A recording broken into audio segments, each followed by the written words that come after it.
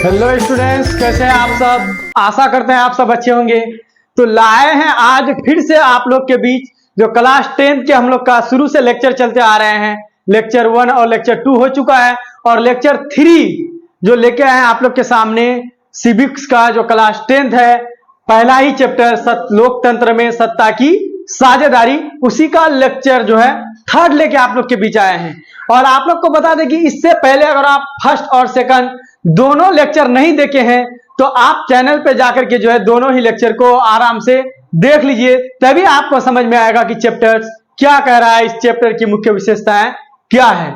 और आपको यह भी बता देंगे कि जितने भी यहाँ पे देख रहे हैं आप सब, हम जो है टॉपिक वाइज टॉपिक आपको पढ़ाएंगे और टॉपिक बिल्कुल शॉर्ट में पढ़ाएंगे जो आएंगे सीधे आपके दिमाग में और आप दिमाग से सीधे उतार देंगे एग्जाम में।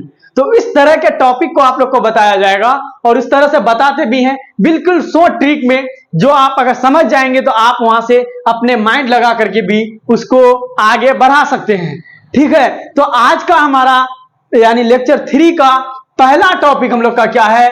पहला टॉपिक हम लोग का लैंगिक विभेद या लैंगिक असमानता, यानी लैंगिक विभेद या फिर लैंगिक असमानता हम लोग कहेंगे किसको, यानी लैंगिक विभेद या लैंगिक असमानता किसको कहते हैं। ठीक, या देखिए सबसे पहले हम लोग क्या कहेंगे, लैंगिक विभेद या लैंगिक असमानता के बारे में पढ़ेंगे।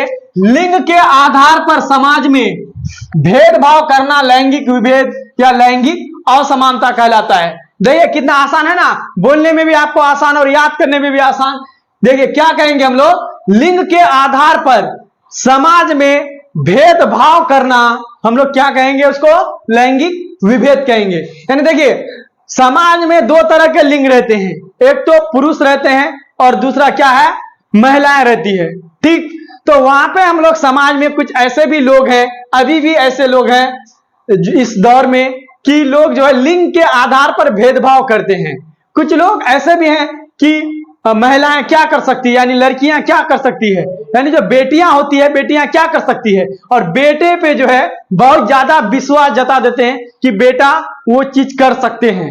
लेकिन आपको बता दे और आप इसको याद रखिएगा कि जो लोग कहते हैं कि बेटियां पढ़ करके क्या करेगी, तो ये बात याद रखिएगा, जो व्यक्ति कहते हैं कि बेटियां पढ़ करके क्या करेगी, तो उन लोगों को ये अधिकार नहीं होता है कि अस्पताल में जाकर के हम लोग नर्स जो ढूंढे उस समय महिलाओं को ढूंढे, क्योंकि आपके जैसा सभी की बेटियां हैं, आपके जैसा सभी महिलाएं हैं। आपके जिस तरह से सोच रखते हैं उस तरह के अगर उसके माँ बाप भी सोच रखते तो आज वो एक अस्पतालों में जाकर के जो है नर्स नहीं बनने पाती।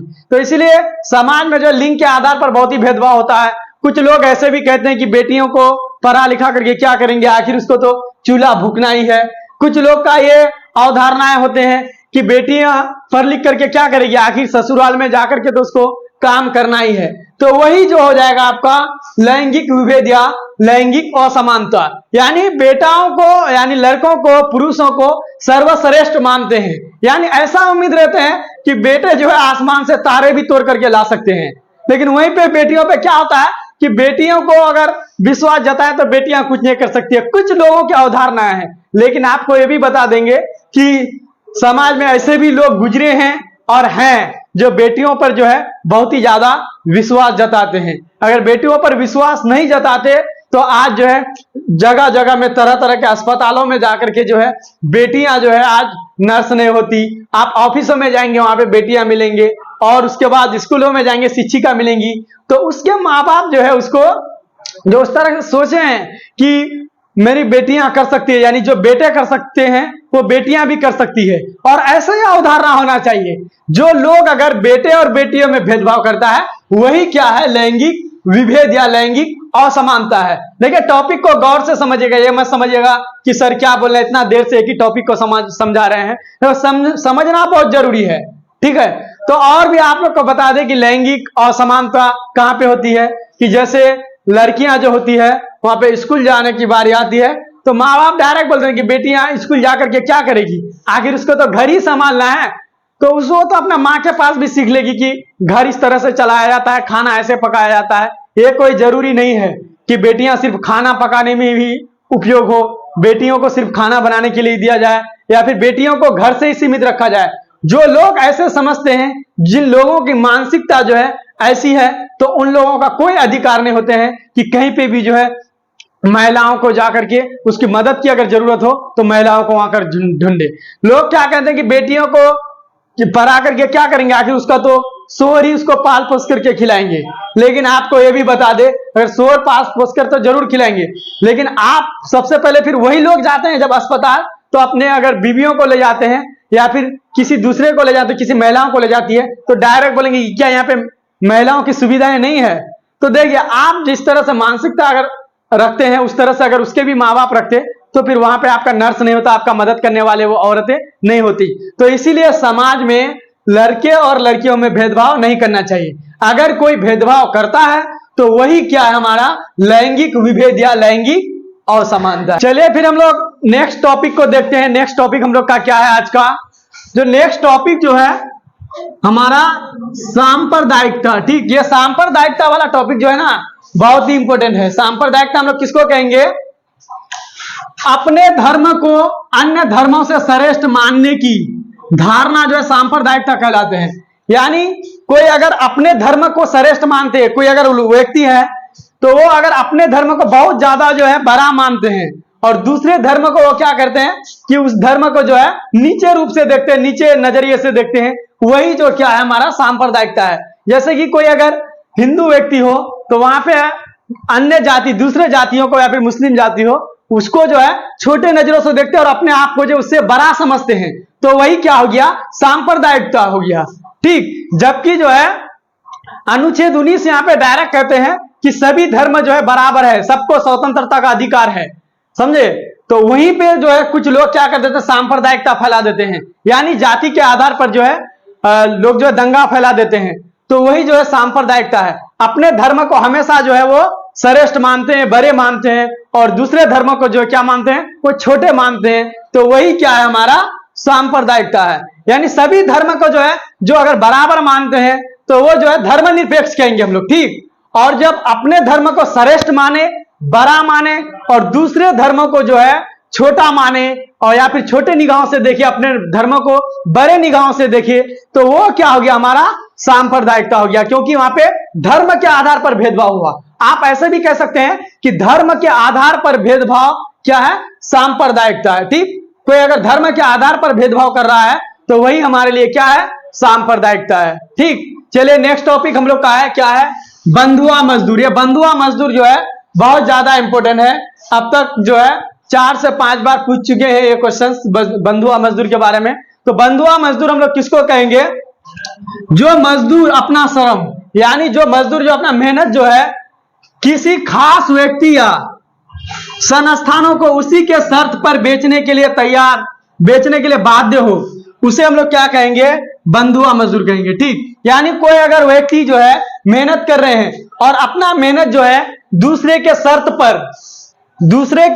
पर जो है, या फिर कोई खास व्यक्ति हो या फिर कोई खास संस्थान हो, किसी खास कोई मजदूर हो गया, अगर वो मजदूर किसी खास व्यक्ति के पास जाता है या फिर कोई किसी खास संस्थानों में जाते हैं और उसी के शर्त पर वो मजदूरी करने के लिए क्या हो जाते हैं, तैयार हो जाते हैं, क्योंकि उसके साथ वो मजबूरी है कि हम जो है मजदूरी करेंगे तभी मेरा पालन पोषण होगा, तभी हमारा गुजारा होगा।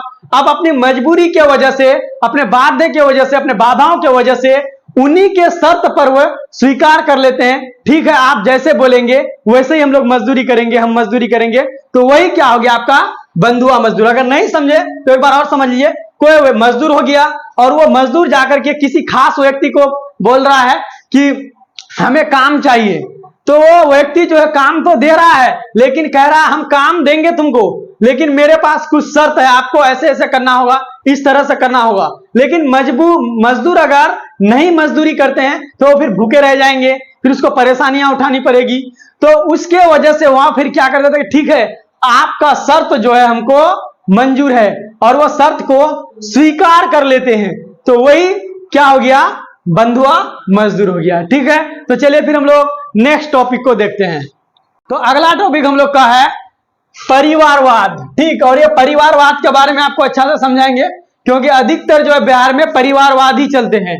ठीक, कैसे परिवारवाद चलते हैं वो दिखाएंगे आप लोग को, वो बताएंगे आप लोग को बारी बारी से। तो देखिए क्या कह रहा है, अधिकांश राजनीतिक दल अधिकांश राजनीतिक दल जो होते हैं क्या होते हैं, दल एवं उसके नेता अपने ही परिवार एवं सगे संबंधियों को राजनीति में लाने के लिए चुनाव के अवसर पर उम्मीदवार बनाते हैं।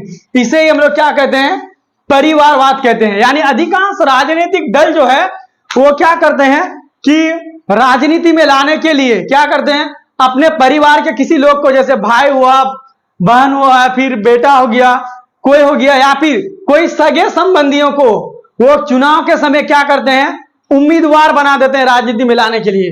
वही जो है क्या है, परिवारवाद है। जैसे कि आप उदाहरण के तौर पर अभी कह सकते हैं, जैसे हमारे जो पूर्व उप मुख्यमंत्री जो तेजस्वी यादव, वो एक परिवारवाद हो गया। आप उसको परिवारवाद कह सकते हैं, क्योंकि उससे पहले जो है उसके पिता श्री जो लालू प्रसाद जी और उसके जो माता जी राबड़ी देवी जी जो है मुख्यमंत्री रह चुके हैं। तो वो फिर क्या किए हैं, अपने राजनीतिक दल को बरकरार रखने के लिए और अपने जो है बेटे को जो है राजनीति में लाने के लिए क्या कर दिया, उसको उम्मीदवार बना दिया। तो वही क्या हो गया, परिवारवाद हो गया। ठीक, वही क्या हो गया, परिवारवाद हो गया। यानी आप ये भी कह सकते हैं कि जब कोई प्रतिनिधि, किसी प्रतिनिधि की जो है निधन हो जाती है, मृत्यु हो जाती है, और मृत्यु होने के बाद जो है क्या होता है, वो सीट जो है खाली रह जाती है। अब उसको भरने के लिए क्या करते हैं लोग, अधिकतर उसके ही परिवार से, उसके बेटे हुए, बेटियां हुए, या फिर कोई अन्य व्यक्ति हो गए, उनसे ही जो है उन्हीं लोगों को जो है फिर उम्मीदवार बनाया जाता है उस टिकट को भरने के लिए। तो वो भी क्या हो गया, आपका परिवारवाद हो गया। ठीक है, और परिवारवाद का बहुत सारे उदाहरण हमारे बिहार में है। ठीक, तो क्या है कि यहाँ पे आप समझ गए ना कि अधिकांश राजनीतिक दल जो है या फिर उसके जो है नेता क्या करते हैं, अपने राजनीति में लाने के लिए अपने ही परिवार या फिर सगे संबंधियों को जो है चुनाव के समय प्रतिनिधि बना देते हैं। वही क्या हो गया, परिवारवाद हो गया। या फिर दूसरे शब्दों में अगर आपको यह आसान लगे तो ये भी कह सकते हैं कि किसी प्रतिनिधि के निधन या फिर मृत्यु होने के बाद जो है जो सीट खाली रह जाती है और उसे ही भरने के लिए उसके ही परिवार से किसी को फिर उम्मीदवार बनाए जाते हैं। वही क्या हो गया, परिवारवाद हो गया। ठीक, यानी परिवार के ही लोगों को राजनीति में लाना क्या कहेंगे हम लोग, परिवारवाद कहेंगे। हालांकि दूसरे को भी मौका देना चाहिए, लेकिन अगर लायक हो तो परिवारवाद भी सही है कुछ हद तक। लेकिन परिवारवाद जो है अधिकतर जो है वो सही नहीं होते हैं, क्योंकि बहुत ऐसे जो है हमारे प्रतिनिधि मिलेंगे आपको आज भी कि जो अपने पिताजी के जो है बलबूते पर जो है वो आज जो है राजनीति में आकर के वो जो है जीते हैं और सही ढंग से जो जिस तरह से चलना चाहिए उस तरह से चलाने नहीं पाते हैं। ठीक, तो वो जो है दुष्प्रभाव भी पड़ता है, परिवारवाद से जो है दुष्प्रभाव भी पड़ता है। ठीक, तो देखिए अगला टॉपिक हम लोग का क्या है, धर्मनिरपेक्षता। और ये बहुत ज्यादा इंपॉर्टेंट टॉपिक है। धर्मनिरपेक्षता को सबको याद रखना है। ठीक, यानी धर्मनिरपेक्षता में हम लोग क्या कहेंगे कि संविधान सभी नागरिक को किसी भी धर्म का, संविधान जो है सभी नागरिक को किसी भी धर्म का पालन करने एवं उसके प्रचार करने की आजादी देती है। इसे ही हम लोग क्या कहेंगे, धर्मनिरपेक्षता कहेंगे। हमारा संविधान जो है ना, संविधान क्या कह रहा है कि आप कोई भी धर्म हो, आप अपने धर्म को जो है पालन कर सकते हैं और पालन करने के साथ साथ आप अपने धर्म का प्रचार भी कर सकते हैं। ठीक, या फिर आप अगर किसी दूसरे अपने धर्म में हैं, अगर आप अपने धर्म से जो है संतुष्ट नहीं हैं तो आप धर्म को जो है परिवर्तन भी कर सकते हैं। यह आपको जो है संविधान इजाजत देती है कि अभी अगर आप जैसे कि बहुत ज्यादा जो है धर्म जो है परिवर्तन होते हैं तो आप जो है संविधान आपको इजाजत देती है कि अगर आप अपने धर्म के जो है धर्म से संतुष्ट नहीं हैं, आप धर्म परिवर्तन करना चाहते हैं और धर्म परिवर्तन करने के बाद जिस धर्म को आप अपनाए हैं तो उसका भी आप प्रचार कर सकते हैं। यह आपको जो है संविधान इजाजत देती है। ठीक, तो धर्मनिरपेक्ष किसको कहेंगे कि आप संविधान जो है सभी नागरिक को किसी भी धर्म का पालन करने एवं उसकी प्रचार करने की जो है आजादी देती है। इसे हम लोग क्या कहेंगे, धर्मनिरपेक्ष कहेंगे। धर्मनिरपेक्ष में आप ये भी कह सकते हैं कि आप जो है सभी धर्म जब आपस में हम लोग मिलजुल के रहते हैं और सभी धर्म हम लोग एक जगह मिल करके कार्य करते हैं। सभी धर्म एक जगह मिलकर के समाज को आगे बढ़ा रहे हैं और सभी धर्म एक जगह मिलकर के हम लोग देश को आगे बढ़ा रहे हैं। देश को अगर तरक्की के राह पे ले जा रहे हैं तो वो भी जो है धर्मनिरपेक्षता हम लोग कह सकते हैं। यानी एक से अधिक धर्म जो है आपस में मिलजुल कर रहना भी हम लोग क्या कह सकते हैं, धर्म निरपेक्षता जो है कह सकते हैं। ठीक, ऐसे भी कह सकते हैं। तो चलिए दोस्तों, आज का वीडियो यहीं तक। फिर हम लोग जो लेक्चर 4 में हम ऑब्जेक्टिव लेके आएंगे। सब्जेक्टिव जो है मेन जो टॉपिक थे वो आप लोग को पढ़ा दिए हैं और इससे भी जिस तरह से अभी मेन टॉपिक को पढ़ाया गया तो उसी तरह से लेक्चर 1 और लेक्चर 2 भी है। इससे पहले वीडियो बन चुका है, ये लेक्चर 3 है, उसको भी आप लोग देख लें। अगर देख लेंगे तो हमारा सब्जेक्टिव जो है बिल्कुल जो है क्लियर हो जाएंगे। अब हम लोग आगे लेक्चर 4 जो पढ़ेंगे, हम लोग ऑब्जेक्टिव क्वेश्चंस को पढ़ेंगे। आपको ये भी बता दें कि अगर आप लेक्चर 4 को देखेंगे, जो ऑब्जेक्टिव क्वेश्चंस होते हैं बहुत ज्यादा इंपॉर्टेंट होते हैं, क्योंकि 50% अभी ऑब्जेक्टिव है। तो 50% ऑब्जेक्टिव को पूरा करने के लिए आपको सभी चैप्टर्स के जो है ऑब्जेक्टिव्स को पढ़ने की जो है आवश्यकता है। तो आप पढ़ेंगे और अच्छे से आपको ऑब्जेक्टिव बताया जाएगा, बिल्कुल शॉर्ट टाइम में बताया जाएगा। तो जब तक के लिए जय हिंद, मिलेंगे नेक्स्ट वीडियो में। अगर हमारे चैनल पे नए आए हैं तो सब्सक्राइब कीजिए, बेल आइकन को प्रेस कीजिए और साथ में वीडियो को लाइक शेयर करना ना भूलिए।